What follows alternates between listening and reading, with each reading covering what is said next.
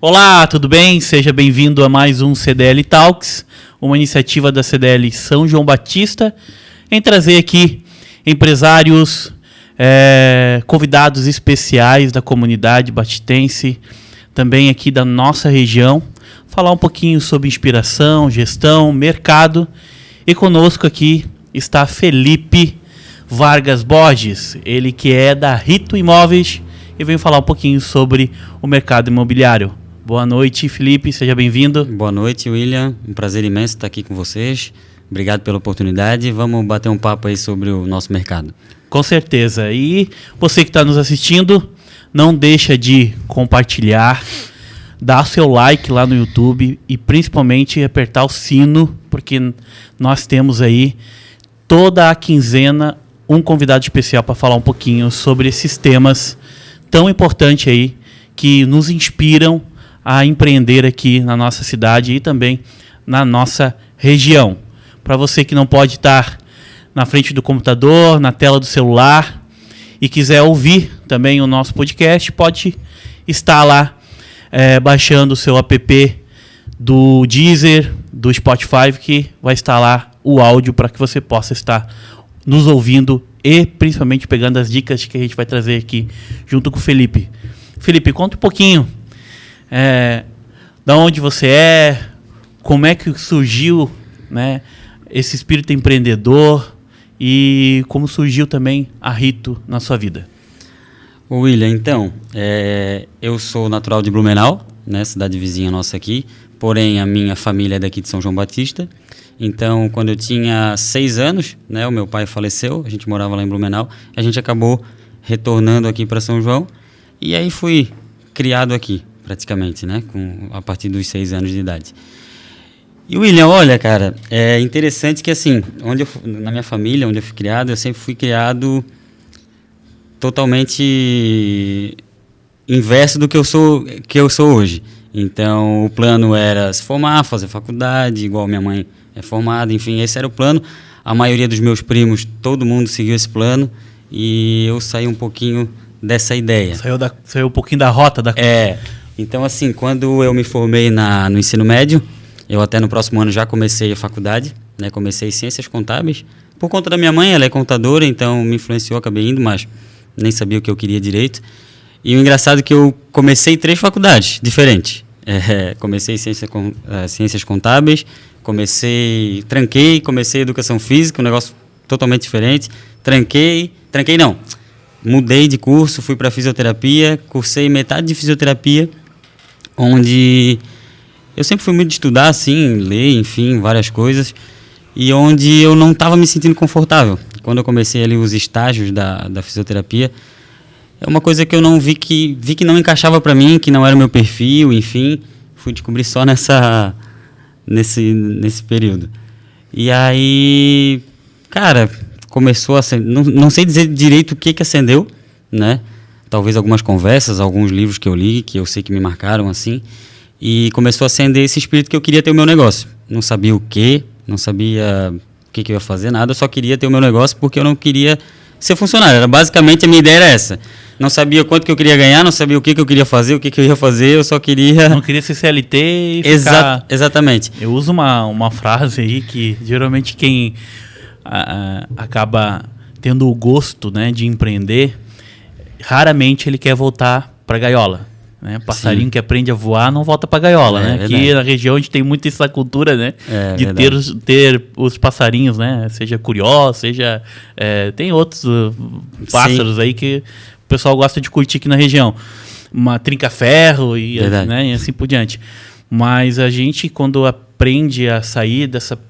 Não é uma prisão, mas é uma coisa que eu entendo que te limita um pouco, né? Na fase de crescimento. E principalmente desafios, né? Que a vida nos traz e é tão bom, né? A gente se dá o luxo de poder se desafiar e poder testar também. Eu acredito Sim. que essa questão da academia foi uma questão de teste e adaptação para entender realmente aquilo que você gostaria de ter profissionalmente. E pode ter certeza que muitas coisas do que você aprendeu nesse ciclo, seja na área contábil, seja na parte de educação física ou até mesmo fisioterapia, Isso. Com certeza alguma coisa tu usa até hoje. Com certeza, até sem ser nesses cursos, mas em todo tipo de trabalho que eu já frequentei, eu aprendi muita coisa, né? Eu acho que faz parte da nossa formação isso. Então, já trabalhei como empacotador de mercado, já trabalhei com... Primeiro emprego meu foi com 13 para 14 anos num restaurante. Então, trabalhei muito tempo em restaurante, já fui garçom, já fiz bastante coisa. Já trabalhei na contabilidade, onde também aprendi um monte de coisa. Então, tudo isso ajuda na nossa formação. Com certeza. Né? Pô, legal eu ouvir isso. Se identificamos porque eu também já trabalhei como garçom também. Na verdade, eu sou natural de Lages. Quando eu vim aqui para o litoral, eu vim com o intuito de trabalhar em bingo. Né? Na época, os bingos, né, estavam ativos, né? E 6 meses depois eu fui frustrado com o fechamento dos bingos, né? E aí fiquei desempregado. Foi tudo por água abaixo. Eu era garçom e fui acabar trabalhando também em lanchonete como garçom. Trabalhava no período de madrugada, lá em Balneário Camboriú. E aí depois eu acabei vindo para São João Batista, porque meu irmão tinha negócio aqui, tinha também um bingo aqui em São João. E aí onde eu conheci minha esposa e acabei ela daqui, acabei casando com ela. Sim. E ficando. Logo depois a gente voltou de novo para minha terra natal, onde ela fez a loucura de me seguir e fomos para lá e ficamos 1 ano lá e eu trabalhei num supermercado também. Nesse supermercado eu fazia 2 coisas lá. Eu trabalhava como entregador numa moto, fazia entrega de compras, tinha uma carrocinha atrás, quase igual essas do que hoje é o motoboy usa, mas com gás, não tem? Só que era 4 caixas de supermercado. Sim. E aí, ao tempo vago, a gente pegava e fazia o empacotamento também de mercadoria. E isso foi uma escola. Eu me lembro muito bem que uma vez uma dos donos, na verdade a esposa, né, me chamou a atenção porque eu estava fazendo o processo certo, diferente de todos os outros empacotadores que estavam no processo errado. Porque a sacola tem cabia na época 5 quilos. E geralmente eles estavam botando 1 peça, 2 pecinhas em cada sacola, não usando nem 1 quilo da sacola. E gastava mais sacola sacola, né? E ela fez uma reunião lá e aquilo me surpreendeu bastante, porque ela trouxe uma informação e hoje eu entendo por que aquilo me chamou tanta atenção, me saltou aos olhos, né? Que são dados, né? Eu trabalho muito com dados para poder tomar decisão. E aí ela trouxe o seguinte, olha, o que eu gasto por ano poderia ser reduzido em 20% se vocês fizessem o processo correto. Eu tenho hoje uma despesa de quase R$1 milhão por ano em sacola plástica. Nossa. Imagine isso, sei lá, 17 anos atrás, tu falar em gasto de sacola em R$1 milhão. É muito dinheiro, doido, né? Então, isso vai nos trilhando e aí a gente, lógico, vai criando a maturidade, a gente acaba descobrindo o porquê que aquilo nos chama atenção e hoje a gente usa isso também no dia a dia, né? Com certeza, com certeza. E até lembrando aqui, né, eu falei que teve alguns estalos assim que foi me levando para esse lado. Eu comecei a trabalhar cedo, né, relativamente, com 13 anos ali. E porque eu sempre queria comprar minhas coisinhas e tal, e aí tinha que ser com o meu dinheiro, enfim. E eu sempre fui trabalhar muito, assim, sabe? De ter 2, 3 empregos para poder ganhar mais do que um salário para poder comprar as coisas. Não sabia o que eu fazia com o dinheiro. Eu gastava tudo, não guardava R$1. 2. Mas sempre trabalhei muito, assim, tinha um emprego de dia, trabalhava meio-dia em um restaurante, de noite já trabalhava em outro, de segunda a segunda. Então, até que um dia eu estava num restaurante, eu atendi um cara, e eu lembro até hoje que ele falou para mim, eu acho que ele me convidou para alguma coisa assim, eu não lembro certinho o que era, mas e eu disse que eu não podia, que eu tinha que trabalhar. Aí ele falou assim, olha, cuidado, quem trabalha muito não tem tempo para ficar rico. Aí, cara, foi assim um cara que eu nem lembro direito quem ele é, para te ver, mas a frase que ele falou, que é uma frase que eu já escutei depois em outros lugares, cara, aquilo ali me pegou de um jeito que eu fiquei pensando, porra, verdade. Porque se eu ficar nessa corrida de trabalhar e eu não guardo R$1, não faço nada para crescer, só trabalho por causa do dinheiro em si, eu não vou sair daqui nunca. E aí, esse foi, lembrei agora, foi um estalo muito grande para mim começar. Mas comecei da forma totalmente atravessada. Comecei com uma lanchonete, porque eu já trabalhava no meio da alimentação, então eu entendi um pouco assim, né? Sim. E aí comprei uma lanchonete, um conhecido meu estava vendendo. Aí comprei uma lanchonete e Aqui toquei em São João? lá em Tigipió. Lá em Tigipió. Era uma lanchonete que o nome dela era Doca. Era até meio conhecida, assim, porque ela já teve 3 donos. Eu fui o penúltimo, se eu não me engano. Acho que ainda depois eu vendi e ainda depois teve outro. Aí encerraram as atividades. Mas eu comprei, só que eu comprei numa época que eu trabalhava no escritório de contabilidade, fazia faculdade de noite, trabalhava em restaurante ao meio-dia, então eu começava às 8 no escritório, saía meio-dia, ia para o restaurante, atendia, ganhava um dinheirinho mais o meu almoço, trocava de roupa, ia para o escritório de novo, chegava de noite, fazia faculdade até na quinta, não pegava matéria na sexta, porque sexta, sábado, domingo eu abria a lanchonete. Então, era um negócio assim bem... Eu fui muito no impulso, não analisei, nem sabia ver números, se o negócio era bom, se o negócio não era. Eu sei que deu a oportunidade, o cara queria um valor, eu fui lá no banco, peguei esse valor de empréstimo e deu certo de comprar e eu estava muito feliz porque eu tinha agora o meu negócio, né? Isso era com, acho que 19 anos. 19 anos aí eu comprei essa lanchonete. E aí comecei ali a ver mais ou menos como é que era, sem noção nenhuma. Isso acontece na maioria das vezes, bastante, tá? Não tá sozinho no mundo, já ouvi essas histórias inúmeras vezes, né? Eu trouxe uma lembrança aqui que o que foi o grande motivador para que você iniciasse tão cedo e a gente chama isso de workaholic, né? Uhum. Trabalho. Sabe qual foi o fator gerador? Cara, eu às vezes me pego pensando nisso. Eu não sei dizer exatamente um fator. Eu sei que desde criança, e até para te ver, eu era criado numa forma, não por culpa do meu pai e da minha mãe, mas é porque é como eles foram criados. Que até eles tinham aversão a isso. Porque eu sempre falava que eu queria ser rico, que eu queria ganhar dinheiro, que eu queria ser rico, que eu queria ganhar dinheiro. Então, de primeiro momento, o meu motivador principal foi isso. Que, tipo, desde os meus 10 anos, eu falava que, tipo, eu ia fazer tudo para ganhar dinheiro. Só que, conforme eu fui crescendo, eu achei que era só trabalhar. Né? Então, por isso que eu trabalhava muito. Esse era o motivador. E depois eu fui aprendendo que posso morrer trabalhando em determinada coisa que não é só isso. Existe aquela frase, né? Muito comum que em casa de ferreiro espeta de pau, né? Isso. E aí eu sempre, né, trago uma lembrança que geralmente um pedreiro, né? Ele dificilmente tem uma casa igual a que ele já construiu. É verdade. Né? Verdade. Então, isso é uma coisa que sempre me chama a atenção. E o pedreiro trabalha, né? Eu já trabalhei também como servente de pedreiro. Uhum. Eu com 12 anos, eu já também fazia minhas peripécias, né? Uhum. Então, já fui trabalhando na lavação da minha tia, lavando carro, já vendi picolé, já cortei grama do vizinho, né? Já ajudei a construir casa como servente, igreja. Na época, quando eu frequentava uma igreja lá em Lages, eles construíam muito igrejas dos bairros, né? Uhum. E a gente acabava indo lá ajudar de forma voluntária. E quando davam umas gorjetas lá, a gente pegava também. Então, a gente vai identificando isso. A gente começa a olhar assim, pô, o cara é um baita de um profissional. Uhum. Mas muitas vezes tem nem em casa. Eu tinha pedreiros que trabalhavam lá na nosso bairro lá, e os caras moravam numa casa bem simples assim. Então, às vezes trabalhar não é o sinônimo do sucesso, com né? Certeza. Às vezes você trabalha, às vezes como CLT, e faz o seu trabalho bem feito, faz uma diferença muito grande no negócio onde você está inserido, e aí você começa a ter o sucesso financeiro.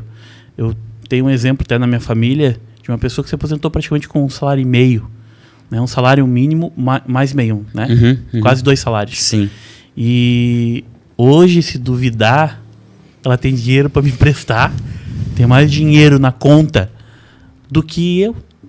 Então, não quer dizer, eu ganho muito mais do que ele, com certeza. Sim, sim. Mas não Mas quer isso dizer. por si só não quer dizer. Isso não quer dizer. Então, também, lógico, o padrão de vida dele é muito inferior ao meu. Sim, sim. Né? Talvez ele nunca teve privilégios que eu tive, né? E tenho.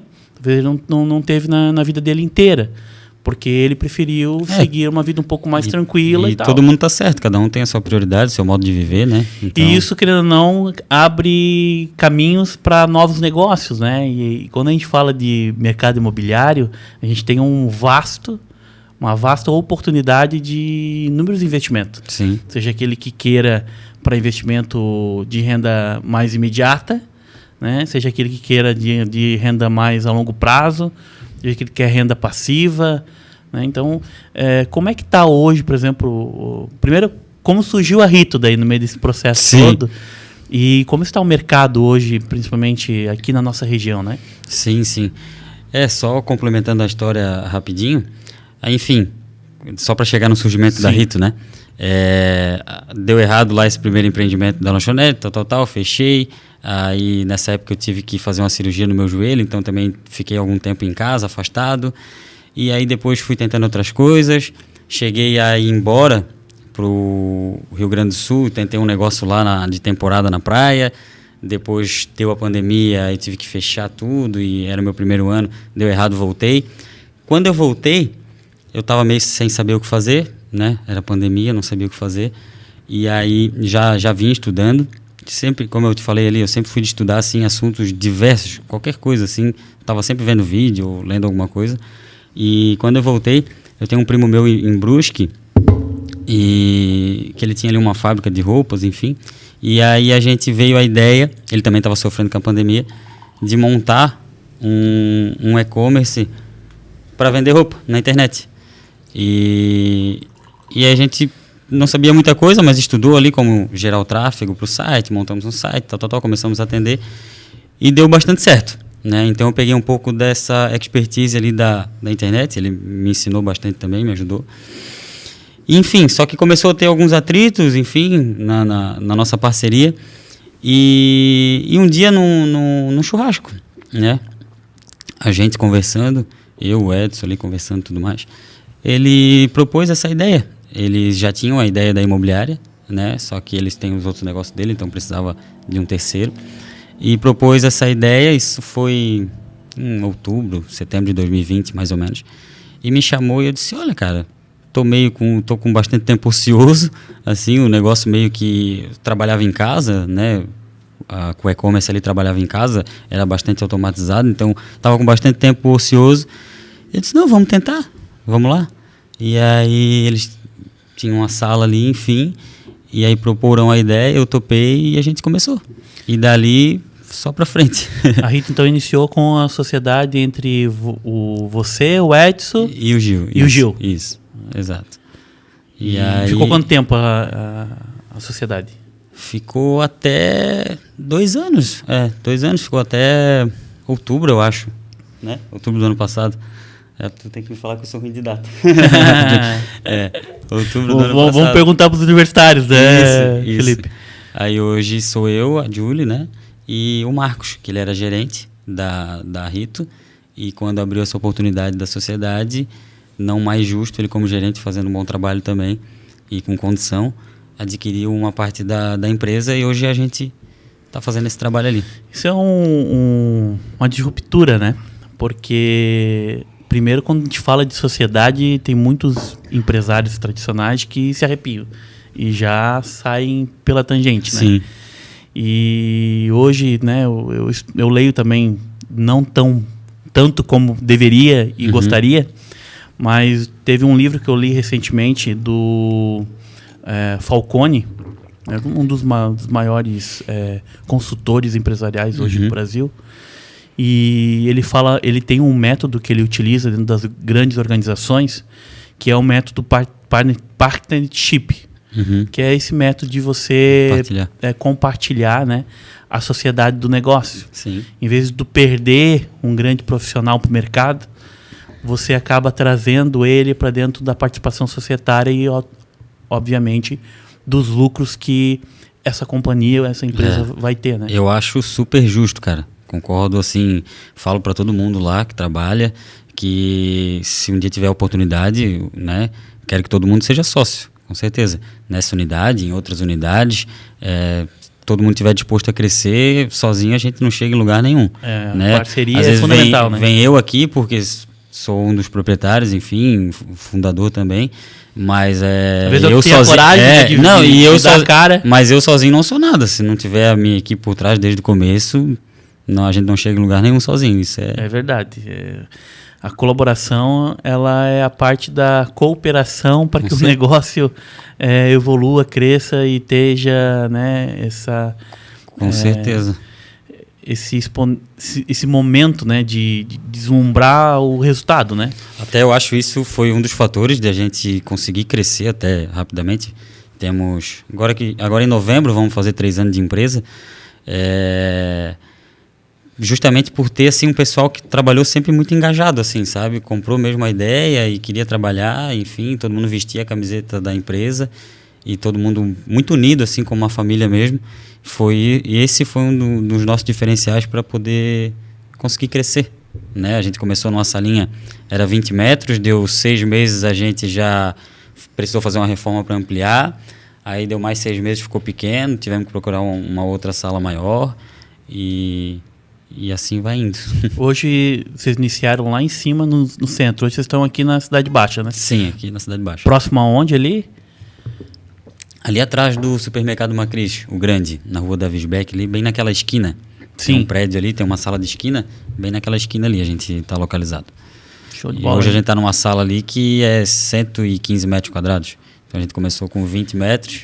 Então de 20 metros para 115. Praticamente com 100% de crescimento. Sim, em tamanho. Estrutura. Sim, estrutura sim. Hoje porque o setor imobiliário tem também perfis e segmentos, né? Tem imobiliárias que gostam de trabalhar somente com a venda, outros gostam de trabalhar com venda e aluguel, né? Como é que hoje é o modelo de vocês de negócio? A gente trabalha com tudo, né? A gente tem tamanho para isso hoje e por um tempo não trabalhei com aluguel, né? Na realidade, assim, por um tempo no começo, que eu tive uma dificuldade muito grande no começo, que além de abrir a empresa, eu tinha que aprender o mercado imobiliário, aprender como é que funcionava a corretagem. Eu não era um corretor que saí e fui abrir minha imobiliária. Eu era um cara que estava lá vendendo roupa na internet e abri a imobiliária, né, junto. Então tive que, além de aprender a tocar a empresa, aprender a profissão, né? E então a gente hoje trabalha com tudo, mas já tentei colocar aluguel no passado, tirei, voltei agora, trabalhamos com aluguel, não é o nosso foco, né? A gente sabe que tem imobiliárias que são muito melhores que a gente para isso, mas às vezes a gente tem um cliente que quer fazer tudo com a gente, né? Por confiar na empresa, enfim, ser um familiar, um conhecido, e eu achei interessante a gente prestar esse serviço, né, de aluguel. Não é o nosso foco, mas a gente presta sim, dá toda a assessoria necessária. E trabalhamos com venda aqui em São João, vendas em Tijucas, venda na praia. Um diferencial legal da gente também, que a gente trabalha bastante com esse tipo de imóvel, é o imóvel rural. Então a gente pega toda a região. Aqui na região está em crescimento, né? Então assim, desde o começo, assim, sabe, a gente acabou começando ali e foi pendendo para o rural. As primeiras vendas foi rural e a gente sempre pendeu para esse lado. E uma curiosidade bem assim, esses imóveis rurais, assim, como ele tem essa parte burocrática de questão de escritura, sei lá, averbação. Sim. Eu não entendo nada, eu sou leigo aqui nesse processo. Todos eles têm, alguns não têm. Como é que funciona? Porque meu pensamento, né? Minha forma de ver hoje o mercado imobiliário na questão rural, eu pensei, tudo sem documento, eu já sou um cara um pouco mais tradicional, conservador, eu quero papel, para mim tem que ter papel, tem que estar no meu nome, não tenho nada no nome de terceira, é tudo no meu nome, tudo certinho.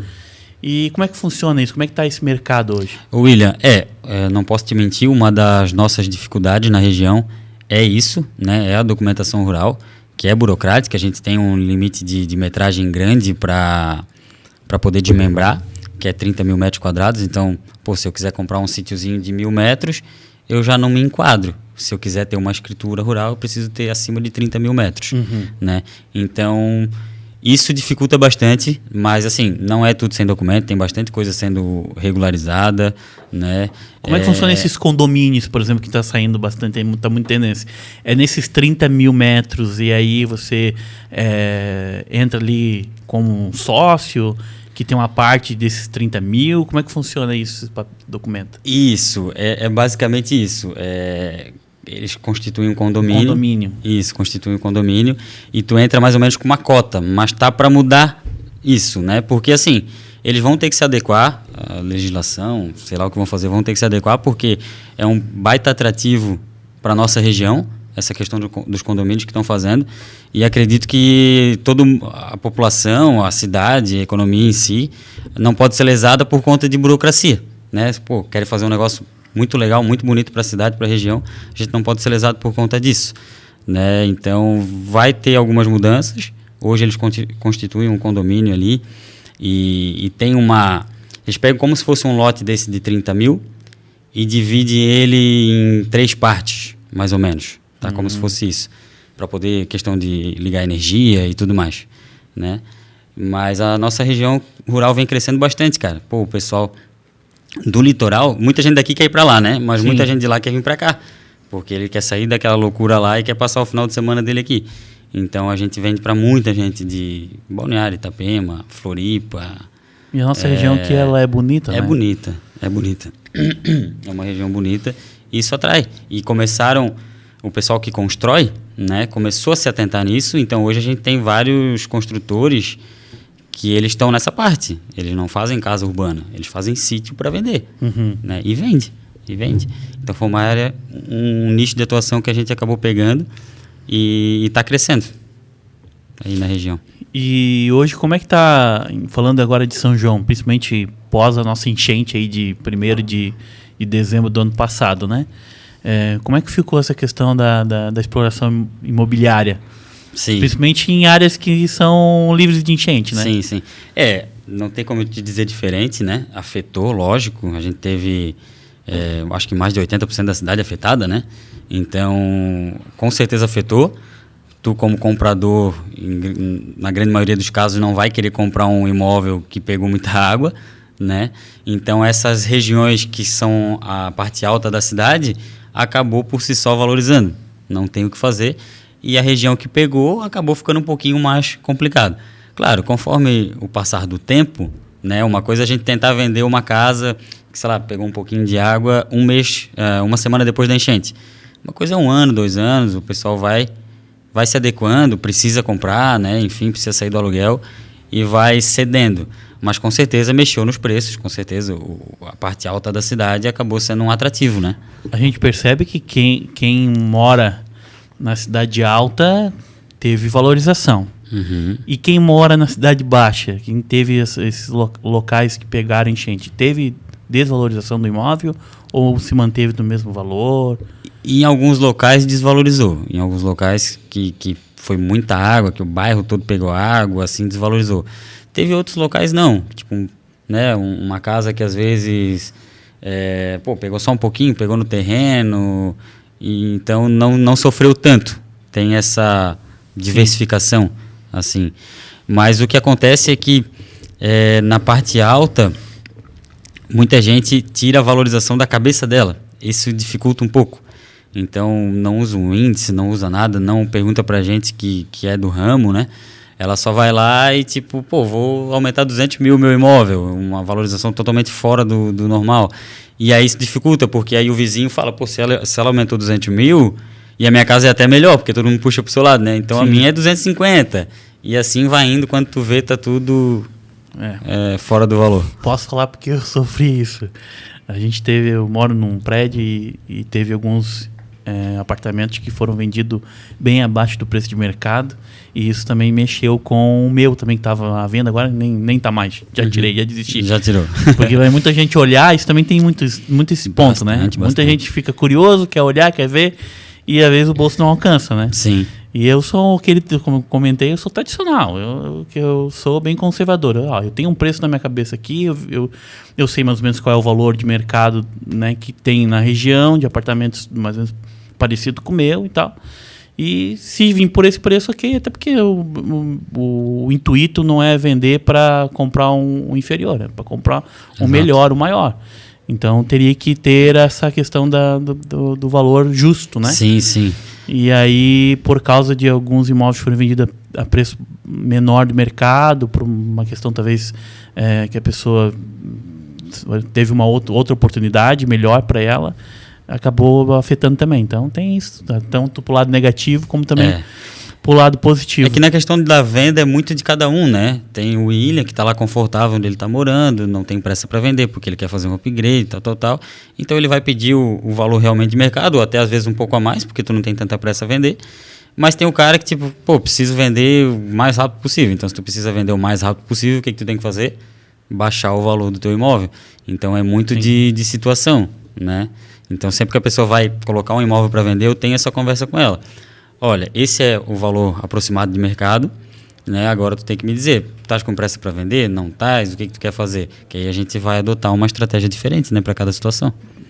Geralmente o imóvel fica barato quando é casal, né? Uma família se separa aí pronto. Aí o valor. Mas é aí que dá dor de cabeça também, porque às vezes um quer vender, o outro não quer, aí no meio disso tudo já se fizeram as pazes e assim vai. Acabou o negócio pro corretor, né? Pro imobiliário.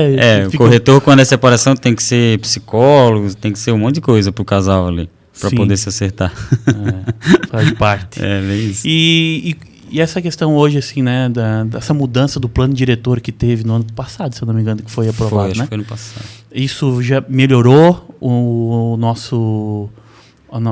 para nossa cidade, para a questão de construção. Eu, particularmente, como rodo bastante aqui a cidade, eu percebo que começou a ter novos investimentos, né? Investimentos, principalmente em galpões, para poder fazer aluguel de salas comerciais,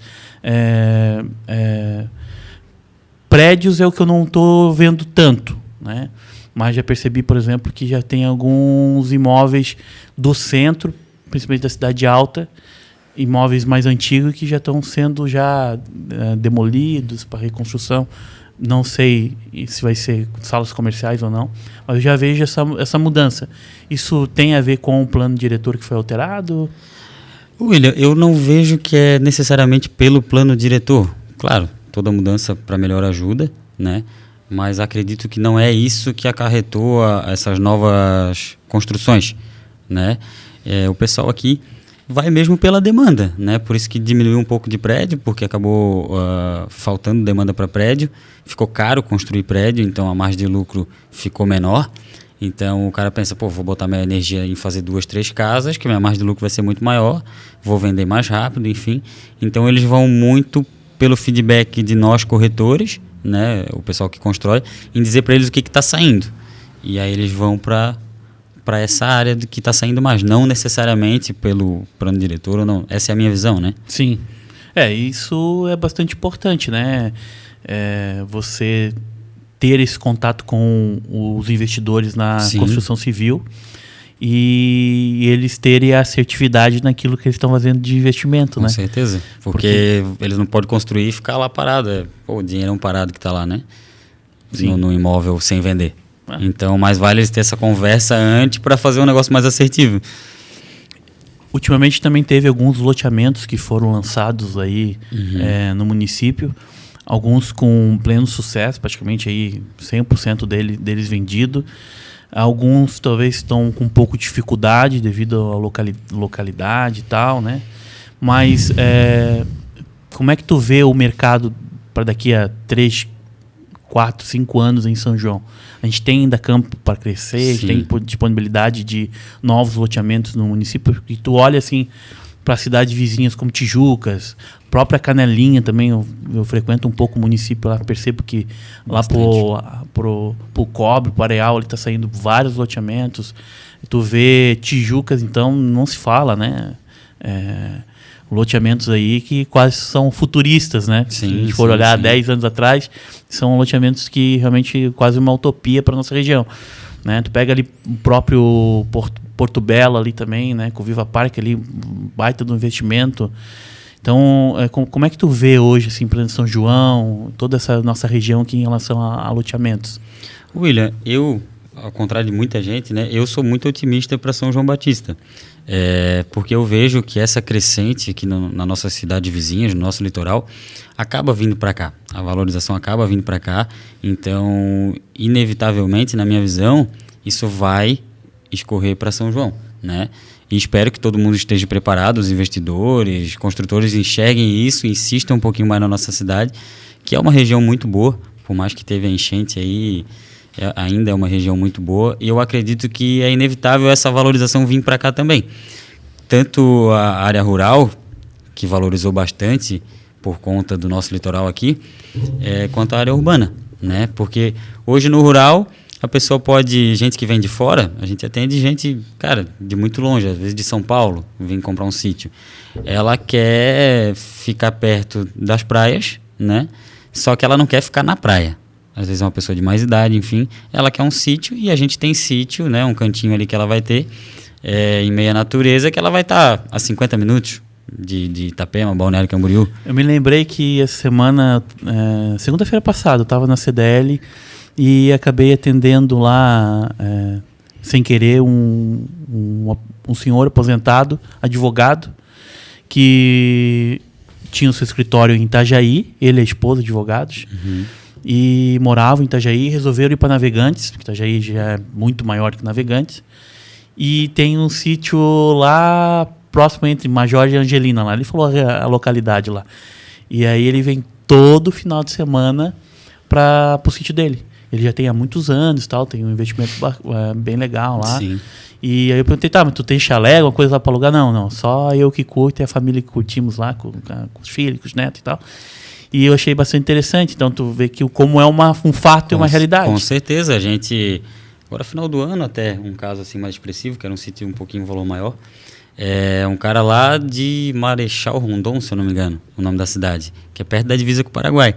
Ele tem a filha dele em Bombinhas e ele queria ter um espaço aqui e ele não queria comprar praia. Então, ele comprou um sítio ali em Canelinha, ele vem 4, 5 vezes por ano só no sítio, o resto do tempo o caseiro cuida, fica fechado. E ele adora o lugar. Pensa na felicidade do cara quando comprou esse sítio, que ele não gosta de ficar lá. Porque pensa, ele é do agro lá, na região dele. Então ele tem uma fazenda enorme, lida com isso, um cara bem simples assim, e não queria ficar trancado no apartamento, né? E como é que ele chegou até a Rita, até vocês aí para ter esse imóvel? Vocês acabam fazendo patrocinado sim. nas regiões? Bastante. A gente, como sabe que muito do nosso público-alvo dessa região rural é a região do litoral, né, a gente acaba fazendo bastante anúncio para lá. E esse caso em específico foi como a filha dele mora em Bombinhas, ela viu um anúncio nosso e chamou e disse, meu pai quer comprar e tal. E aí demorou acho 30 dias para ele vir, enfim, conhecer, e deu tudo certo. Hoje, o canal que mais gera relacionamento para vocês é o digital ou ainda é o tete-a-tete, né? O boca a boca? Eu acho que é um pouco de cada um. Eu acho que quando eu comecei a imobiliária, eu achei que, por eu já vim tá com o e-commerce rodando ali, eu achei que, cara, é tudo digital e acabou e esse é o futuro. Mas eu acho que não. Tem que ter vários canais de captação de cliente, né? O omnichannel, né? Tu tem que ter vários, tu tem que ter o patrocinado, tu tem que ter os anúncios orgânicos, tem que ter a tua geração de conteúdo no Instagram, mas tu tem que ter o teu relacionamento, a tua indicação, o teu network no lugar que tu vai, diversos tipos de abordagem. Então, é bem misto, assim, bem misto. Claro, o volume maior é na internet, não tem como, é nos anúncios patrocinados, que vem mais cliente, nos anúncios até no Facebook normal, mas a gente tem que ter todas as pontas, com certeza. Até que porque eu acho que aquela galinha morta mesmo, assim, que a gente fala, né, aquele produto filé que tá, produto... Bom, tem um apartamento aqui de 300 mil, tá por 200. Esse geralmente não vai para rede social. Esse já tem os contatos diretos. A gente tem a nossa lista de investidor, já tem os contatinhos ali. Cada corretor tem a sua, né? Então, quando entra alguma coisa que é no perfil daquele investidor, a gente já passa para ele. Às vezes a gente mesmo arremata, então assim vai. Mas sempre sobra uma galinha morta. Viu a importância do relacionamento, né? Eu sempre comento que o network, ele te abre muitas oportunidades. E hoje eu posso falar, né, que boa parte daquilo que eu construí de vida profissional, de vida pessoal, veio muito das relações, né? As relações humanas são frutos de muitas conquistas, né? Sim. Porque, principalmente quando tu descobre algo novo, uma novidade,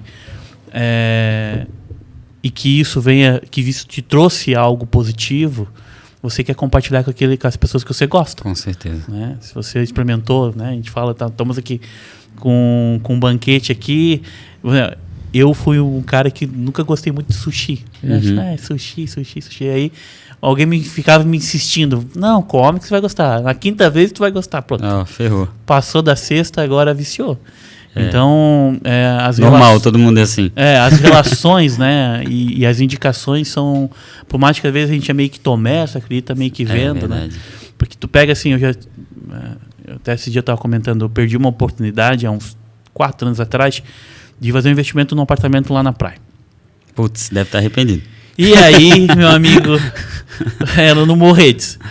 Aí hoje, o apartamento já foi entregue já, praticamente de 350, estava na época, 349. Nossa. Né? 30 mil de entrada e o restante parcelado direto com a construtora, aquela coisa de... não o Morretes lá não tem nada. Morretes não tem nada. Hoje o apartamento está em 700 mil.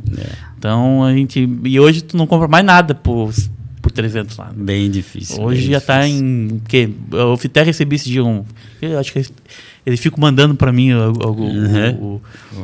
os empreendimentos novos, isso, as tabelas e tal, e eu vou olhar lá, 500 mil, entendeu? Para cima. Nessa faixa. Para começar, agora, entregar só em 2028. É que a gente, por mais que eu tenha uma especialidade em planejamento estratégico, só que é muito fácil fazer planejamento de longo prazo na vida dos outros e no negócio dos outros. Agora, quando é o teu dinheiro... Agora, quando é o negócio da gente, o dinheiro da gente, fica um pouco mais difícil, né? É verdade. Até porque a gente é meio que imediatista. Todo mundo tem isso. Todo mundo quer, né, as coisas para agora. E aí a gente pensar assim, vou ficar pagando aqui, fazer um compromisso financeiro, fazer um desembolso de capital, para eu só ter aquilo que realmente posso chamar de meu, para daqui a 5, 6 anos. É verdade. Só que visando rentabilidade é uma das melhores formas, né? Com certeza. Tu comprar esse lucro futuro. Mas a gente falando ali da questão de conexões e relacionamento e tal, isso é um negócio muito importante, cara, tu estava comentando, e começou a virar assim para mim, né, até porque a imobiliária foi dando certo, os outros negócios tinham dado tudo errado, começou a dar certo quando eu comecei a entender um pouco isso, porque eu sempre fui um cara assim bem introspectivo, assim, nunca gostei muito de me relacionar, não, sou um cara bem tímido assim, e só que quando eu percebi que isso era importante e que eu gostando ou não precisava ser feito de alguma forma, o negócio começou a realmente dar um pouco mais certo. No mundo dos negócios, as relações são fundamentais. Eu vou falar para ti que, por mais que as pessoas não acreditem, eu também era muito introvertido. Né? E em algumas áreas, principalmente na parte um pouco mais pessoal, eu sou bastante introvertido. Eu não tenho muitas relações mais profundas. Tem a minha esposa, por exemplo, ela já é um pouco mais... gosta de relações, né, mais detalhes e tal. Eu sou muito... na parte pessoal, sou muito raso, né? Mas eu percebi que para mim poder ter um bom network, eu precisava me relacionar profissionalmente com as pessoas. Então, hoje eu participo de diversos eventos, tenho conexão aí no Brasil inteiro, exatamente por estar sempre participando, sempre me introduzindo em grupos, faço parte de diversos conselhos aí, seja ele municipal, de órgãos públicos, seja ele privado, participo de diversas conferências, porque são informações que você tem ali, informações valiosas, né? Então a gente através disso, a gente trouxe diversas outras oportunidades aqui para a cidade, que muitas vezes era uma utopia, né? Temos aí, através da CDL, diversos palestrantes que com certeza deixaram a sua semente e impulsionaram os negócios. Eu falo até aqui pelo estúdio que a gente está, a gente foi quase que o pioneiro aí, né? Nessa parte de podcast e tal. Já teve aqui no início, eu digo, pô, era isso que eu queria lá pra entidade. E aí isso acaba levando outras pessoas, né? E acaba mexendo também com os outros pares também. Tem outras entidades já também fazendo isso. Com certeza, movimenta tudo. E acha legal e tal. Já me ligaram pedindo o orçamento. Pô, quanto é que tu faz de investimento lá para ter um podcast? Estou pensando em fazer isso aqui na minha entidade aqui no Oeste de Santa Catarina. E a gente fala, não, eu faço esse tipo é esse valor, né? Eles acabam entregando isso e aquilo. Pô, realmente é tangível. Vou procurar um parceiro aqui na nossa cidade também para a gente poder levar essa informação, né, para a sociedade e falar um pouco sobre os negócios e a história de vida de cada um. Não, show de bola. Muito legal a iniciativa de vocês. Eu sempre achei incrível assim podcast, né? Porque é uma conversa, cara, e todo mundo, tu como host, deve aproveitar muito, porque de cada convidado tu deve pegar alguma coisinha. Sim. Né? Nunca vai embora sem nada. E nessa troca aqui a gente acaba aprendendo bastante coisa, né? A gente já falou aqui no ar aqui que alguns convidados que tiveram aqui com a gente praticamente teve uma aula de MBA. Imagina. Né? E quando eu ia para a faculdade também, eu recebia muito mais dos colegas do que o próprio facilitador lá, que era o professor. Ele é importantíssimo, ele tem um conhecimento teórico, muitos deles tinham conhecimento prático, e eles eram principalmente a mola propulsora para extrair dos outros pares, dos outros colegas, a informação e conhecimento. Sim. Né? E aí a gente conseguia fazer esse balizamento, né? E ver, opa, aquela dor, aquela dificuldade que aquele colega já passou, é o que eu estou passando. E aí a gente fazia aquele movimento da empatia, né? Uhum. Porque eu uso é uma teoria minha aqui, não tem nada comprovado, mas a diferença entre ser simpático e ter empatia é ser empático é tu ter já passado pelaquela dor que a pessoa está passando. E ter simpatia você nunca passou, mas você imagina a dor que ela possa ter. Tentar entender, ou a né? dificuldade que ela possa ter. E você tem a simpatia daquele momento que ela está vivendo. Né? Dificilmente alguém que, por exemplo, nunca quebrou, vai conseguir ser empático com alguém que já quebrou. É, verdade. Ou nunca passou dificuldade, ou por isso que volta lá no nosso trabalho, nas profissões que a gente já passou, por isso que profissões como tu ser garçom, tu trabalhar em mercado, enfim, cria aprimora o teu caráter, aprimora a tua personalidade, porque tu já esteve do lado de lá. Então tu acaba aprendendo a tratar as pessoas, a ter a simpatia que tu tá falando, a empatia que tu tá falando. Isso ajuda muito, né? Eu não contei, mas uma das minhas profissões aí, quando eu tinha 16 anos, foi mensageiro de hotel. Mensageiro de hotel é aquele cara que leva a mala até o apartamento. E ali eu comecei a aprender um pouquinho mais sobre vendas. Uhum. Né? Porque no hotel onde eu trabalhava, o mensageiro ele tinha que vender o apartamento para o cliente que chegava ali. Sim. Porque era um hotel que ele tinha um público-alvo em questão de representantes comerciais. Né?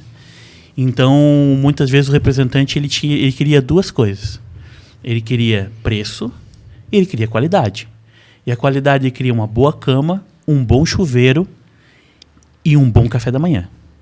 Porque muitas vezes aquele café da manhã, para aquele representante, poderia ser o almoço. Verdade. Tá?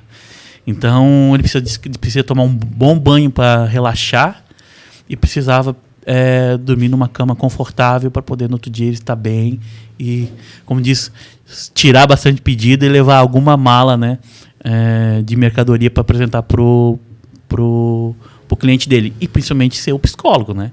Imagine, se um corretor muitas vezes tem que ser um psicólogo, imagine um vendedor. Acho que todo mundo que vende alguma coisa ou que lida diretamente com o público, ele tem que ser psicólogo em vários momentos.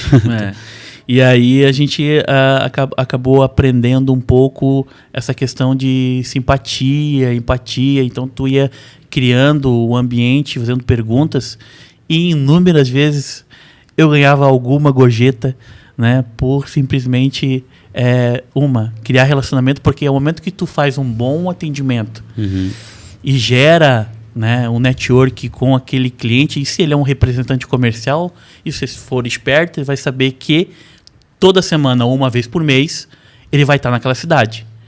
E se você deixar um bom... uma boa imagem, né, um bom atendimento, quem é que ele vai lembrar quando ele estiver naquela cidade procurando um hotel? Com certeza. Passar nas 3 dores ali principais. Ele vai procurar lá o William, vai procurar o hotel que ele trabalha e tal. E um ponto importante, falando de bom atendimento, que a gente acha que bom atendimento é tu ficar falando um monte de coisa e agradando o cara e tal, mas muito pelo contrário.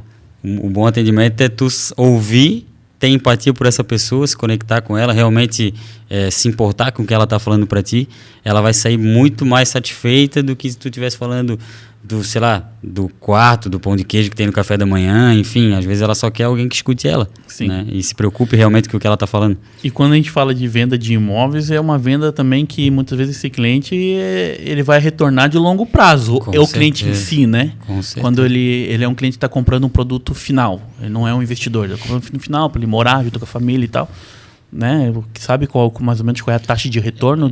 A média do mercado imobiliário em geral é de 10 a 14 meses para o cara efetuar uma compra, né? Para ele efetuar uma compra. Para efetuar a de compra. 10 a 14 meses. Para efetuar a compra. E depois que ele efetua a compra, para ele retornar a comprar de novo com um imobiliário, corretor, cara, ou um outro muita imóvel? gente não vai nem retornar. Muita gente vai ser o último imóvel, ou às vezes vai ficar só com aquele imóvel, né? Mas a gente tem alguns dados, vamos supor, um casal novo que comprou ali, comprou seu primeiro imóvel, a média é de 10 anos, ele está já fazendo o upgrade do imóvel dele, né? Mas isso vai variar muito, tem gente que vai ser o último imóvel e pronto. E por isso que, voltando a falar da média que ele leva para comprar, por isso que esse acompanhamento com o cliente, esse relacionamento, ele faz muita diferença. Porque diferente de uma loja normal, que o cara vai ali e vai comprar, enfim, uma loja de roupa que seja, ali não, tu tem que ter um acompanhamento com o cara, tu vai conversar com ele várias vezes. Às vezes eu já tive cliente que eu comecei a atender, sei lá, 4 meses depois da imobiliária estar aberta, demorou 2 anos pro cara comprar. Uma casa assim, nem é um valor tão agregado, uma casa. Mas ele compra, né? Em algum momento ele compra. É que assim, imóvel assim, se ele está procurando, comecei a procurar um imóvel para comprar, né? Em algum momento a tendência é ele comprar, só que talvez o momento de compra dele, que ele começou a procurar, está muito no início. Às vezes ele não sabe como é que funciona o financiamento, não sabe como funciona nada. Então às vezes está com uma restrição no nome, não tem renda comprovada, um monte de coisa. Então tu vai lá, senta com ele, explica tudo que ele tem que fazer. Aí ele, agora eu sei o que eu vou fazer. Mas às vezes até ele tirar essa restrição é 6 meses. Até ele juntar uma entradinha é mais 6. Aí, só que assim, quando ele vir, ele vai procurar quem deu atenção para ele quando ele não tinha condição de compra, né? Não quem só quer pegar o cliente pronto, vendeu, tchau. Até porque a gente está lidando com um produto muito caro, um sonho da pessoa. Tem que ter esse cuidado na hora da venda, né? E do atendimento. Felipe, a gente sempre deixa aqui um presente para os nossos convidados, para que quando você estiver lá na Rito... Olha aí, ó. Tu possa lembrar da gente desse momento aí, show, no CDL Talks. Isso é um presente para você. A gente sempre também solicita para os nossos convidados deixar uma dica, deixar aqui, né, uma frase que possa inspirar e possa motivar quem está nos ouvindo, quem está nos assistindo, né, e que a gente deseja aí sucesso para a Rito Imóveis, né? Para você também, né? Para toda a tua equipe, para toda teus sócios, né? E que possa voltar outras vezes aqui falar um pouquinho sobre esse mercado tão importante para o desenvolvimento econômico da nossa cidade e da nossa região. Com certeza. Os microfones ficam abertos para você. Para o corretor é muito bom esse presente, né? Porque a gente adora tomar café, tá tomando café toda hora.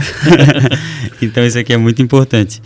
Ô William, eu acho assim, o que eu poderia falar, né, para a gente encerrar aqui. Primeiro, não cheguei nem na metade de onde a gente quer chegar, eu e a minha equipe quer chegar, né? Mas eu acho que todo mundo, em qualquer determinado momento, pode agregar alguma coisa.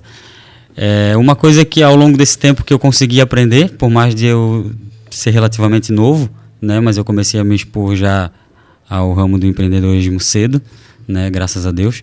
E foi realmente o que a gente conversou ali, desse relacionamento com as pessoas. né? Não a gente achar que é o dono da verdade, não porque a gente abriu um negócio e fez alguma coisa dar certo, a gente achar que a gente agora é a bola da vez e sabe tudo, ou porque acertou uma venda, seja no nosso mercado, ganhou uma comissão, ou seja em qualquer mercado, achar que agora eu sei tudo, enfim. Eu acho que a gente tem que estar sempre disposto a escutar o que os outros têm a falar para a gente, né? Principalmente quem já está na nossa frente na caminhada.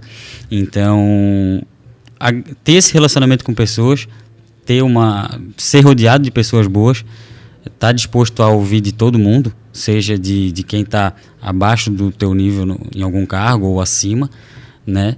E ter humildade em querer sempre aprender, né? Mesmo nos momentos bons, quando está vendendo bastante, e nos momentos ruins que não está vendendo, sempre querer aprender, sempre querer inovar. Então, eu acredito que é isso, né? Tu tendo humildade para saber que tu não sabe de tudo, que tu não é o cara, que tu vai ter que aprender até morrer, e estando rodeado das pessoas certas, eu acredito que não tem como dar errado. Me lembrasse agora de uma frase que eu aprendi com um amigo, e ele disse o seguinte: sempre vá com o copo vazio. Sim. Porque se estiver com o copo cheio, tudo que tu aprender vai o quê? Transbordar e vai fugir de ti, né? Então isso é uma coisa que eu sempre trago para mim. Depois que eu ouvi isso, eu levei para minha vida, porque os negócios, eles são um organismo vivo.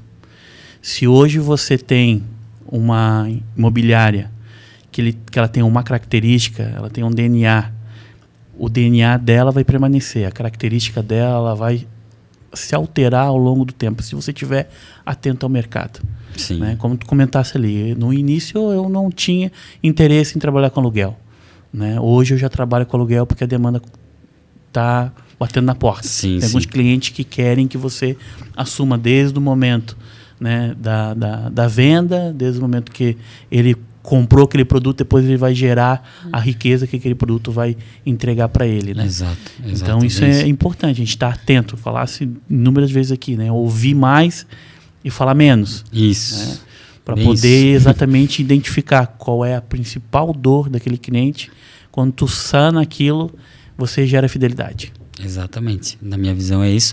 E no nosso mercado até, mais uma observação, a gente tem que jogar o jogo do longo prazo. A gente não pode pensar no retorno imediato. A gente já tem a nossa profissão, que ela é bem manchada por negócios mal feitos, às vezes por inocência do corretor, mas às vezes por má ética dele mesmo. Então a gente já tem um negócio, uma profissão que é um pouco manchada nesse sentido. Eu acho que está mudando um pouco, já foi mais. E então sempre jogar o jogo do longo prazo. Não trocar o retorno de agora por um retorno futuro. Porque, cara, quando tu planta coisa errada, faz alguma coisa errada para alguém, é a lei da semeadura e da colheita. Pode demorar 2 anos, pode demorar 20 anos, não se mantém. Nada que tu cria, nenhum negócio que tu cria ele desse jeito e trabalha dessa forma, ele se mantém. Pode ser, às vezes, muito bonito. Quantos casos tu já viu de pessoas que, o cara criou, tá dando muito certo, tá ganhando dinheiro e tal, tu vê, passa 5, 6 anos, tu olha o cara, tu diz, meu Deus, quem era esse cara? Provavelmente ele plantou coisas erradas, enganou, fez coisa errada, enfim. Então, várias vezes eu já tomei prejuízo ou já deixei de ganhar algum negócio para não fazer a coisa errada. Claro, a gente não é perfeito, né? A gente erra também, a gente não sabe de tudo, né? Diversas vezes tem situações novas, mas a gente sempre preza isso, sempre preza essa transparência. Se deu alguma coisa que eu não sabia, depois deu errado, eu fiquei sabendo, eu vou lá, se precisar eu tomo prejuízo, não ganho nada, tiro do meu bolso, faço o que tiver que fazer, mas eu jogo o jogo do longo prazo. Eu quero que a minha empresa, daqui a 10 anos, 15, 20, ela esteja ali ainda. Possa ser que ela não seja nem mais minha, mas eu quero que ela esteja ali ainda, sem o seu nome manchado. A credibilidade, ele é uma nota promissória em branco, né? Isso, então, e é um passinho de formiguinha isso, né? Mesmo. Tu criou aos poucos. Então, assim, uma dica aí importantíssima, sempre procure, né? Quando você for fazer o investimento, uma imobiliária, né, credenciada aos órgãos fiscalizadores, né? Cresci, é isso? Isso, Cresci. procure um corretor também que tenha o CRECI, que seja, né, homologado aí pelos órgãos fiscalizadores da profissão, né? Procure sempre um profissional com boa ética.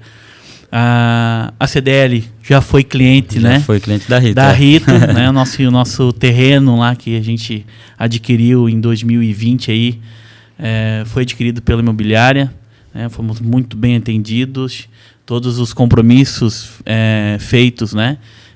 Foram cumpridos e a entidade está aí já com esse imóvel já no seu nome. Daqui a pouco tá uma sede linda lá. Prontinha já toda a parte estrutural, orçamento e a parte também interna dela, tanto de imóveis, de layout, toda ela pronta. Agora estamos só com o mais difícil, né? Que é o dinheiro. Só um detalhe. Só o detalhe do dinheiro.